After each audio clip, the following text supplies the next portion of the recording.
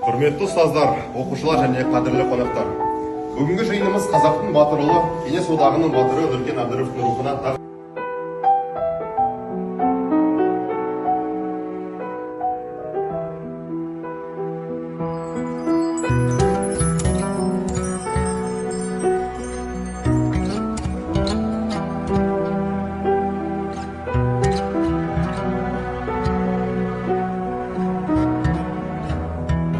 В ожесточенном бою четверка штурмовиков во главе с младшим лейтенантом Алексеевым наносила удар по сильно укрепленному рубежу в районе Боковская Пономаревка. Экипаж Абдирова шел замыкающим. Нуркен Абдиров, пилот 808-го штурмового авиационного полка 267-й штурмовой авиационной дивизии 17-й воздушной армии Юго-Западного фронта, сержант.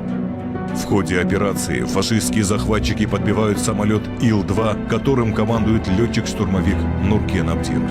Понимая, что шансов выжить нет, он направляет свою горящую машину на колонну танков противника. За 16 боевых вылетов Нуркен уничтожил в общей сложности 12 танков, 28 вражеских автомашин и 3 орудия зенитной артиллерии. За этот бой указом Президиума Верховного Совета СССР от 31 марта 1943 года за исключительный героизм сержанту Нуркену Абдирову было присвоено звание Героя Советского Союза посмертно.